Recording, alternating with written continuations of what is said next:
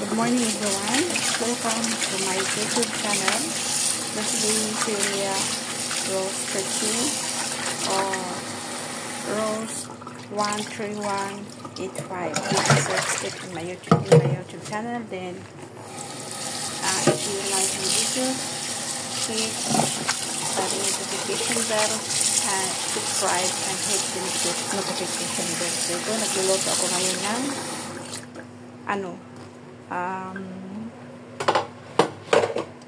health, ito yung parsley at saka tignan mo lang itong video. Nakita ko lang dito sa YouTube yung sa mga toxic sa katawan natin, maalis din dito, kaya lalong-lalong na yung mga vegetables. Ayan, nabawasan ko muna yung parsley, tapos nagpakulo ko ng tubig. Pagkatapos, ayan, pinakulo ko muna.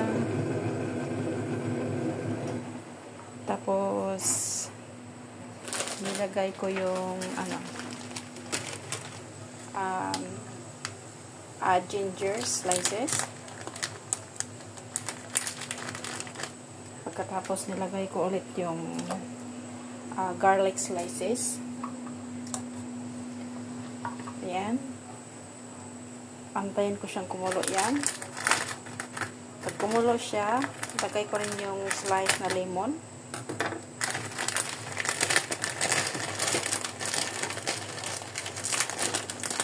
Ayan. Slice lemon, ilagay ko siya.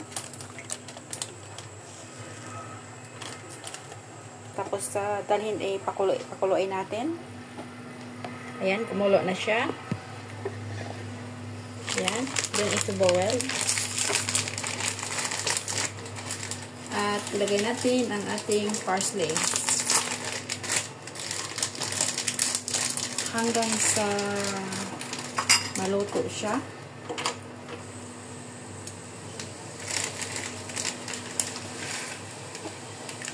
Ayan. I-mix mo lang siya ng i-mix.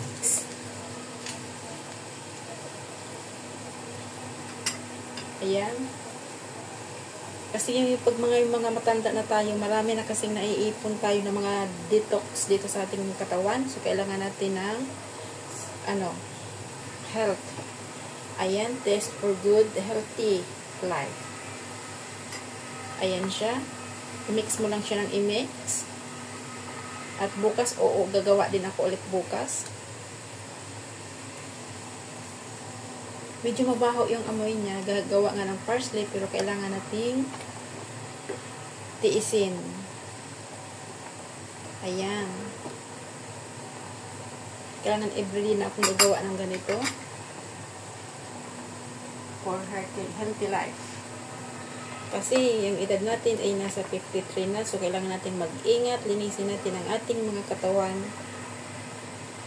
Ang mga nakakain natin ng mga toxic food, kailangan ipalabas na natin sa ating mga katawan. So, kailangan natin ng herbal medicine. So, ayan guys.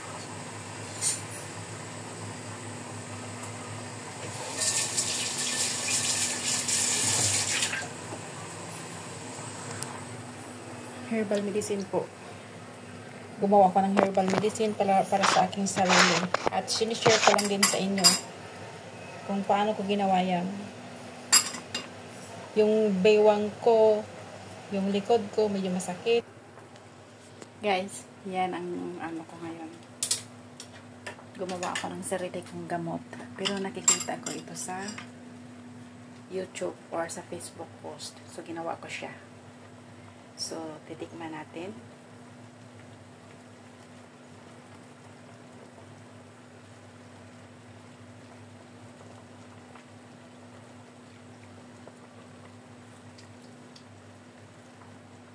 Maasim.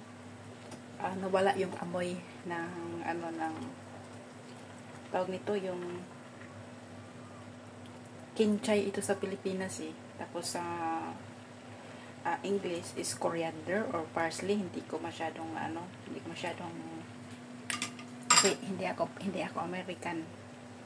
So ayan, masarap na siya. Ito ang lagi kong gawin ko siyang tubig or morning or evening ko siya inumin. Kasi, pang ano ito eh, i-off ko na yung apoy. Ayan.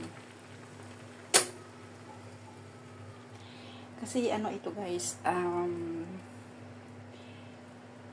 pang ano ito eh, yung sa ano natin, pang ano ng toxic. So, titignan ko ulit yung ano. So, ayan. Ayan na siya.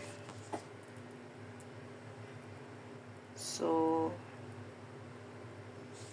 marami na kasi akong nararamdaman ngayon. Baka may, sa edad natin na 53, baka meron na tayong yun, sa mga organ natin. So, hindi ako mahilig sa mga tablitas or sa mga gamot. Ang gusto ko lang is herbal talaga. Kasi yung pagka-herbal, walang side effect. So, ayan. Ayan. Ano na siya. Ayan.